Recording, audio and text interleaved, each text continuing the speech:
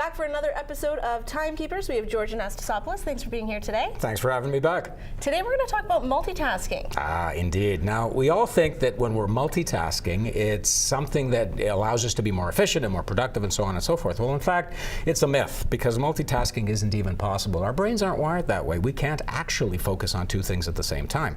And don't take my word for it. All you have to do is look on the internet and all the articles written by psychoanalysts and neuropsychologists, and they all say the same thing. But when we are thinking that we're multitasking, what we're actually doing is doing task switching.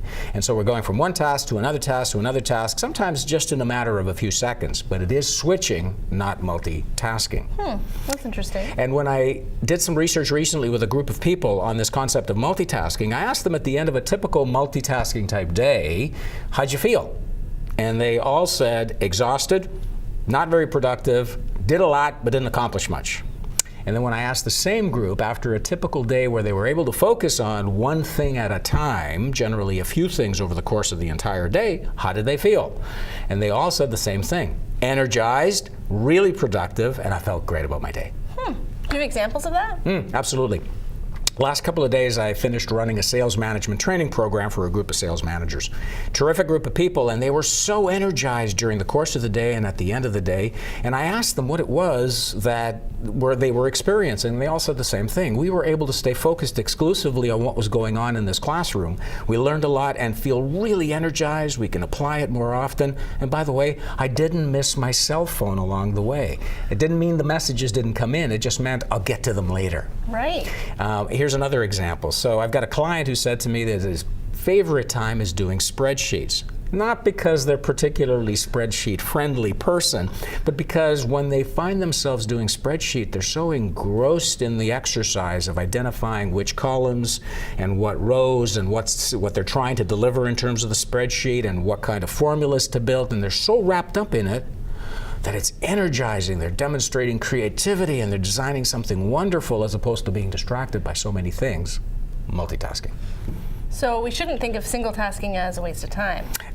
So you see, if you think about single tasking, we often look at it that way, but it's in fact not a waste of time. You know, we talked about how to waste time, how to invest time, how to spend time, how to use time.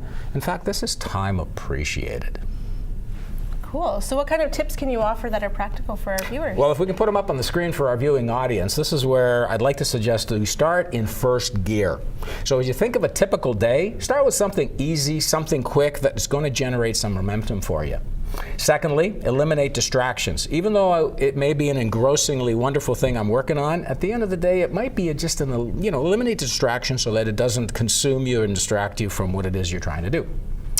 Thirdly, set a time or task limit. So if the task that you're going to work on is less than 30 minutes, focus on that. If it's going to take more than 30 minutes, set a 30-minute time limit so that you actually stop after the 30 minutes. And then fourthly, when you do stop after that 30 minutes or after the completion of the task, celebrate it.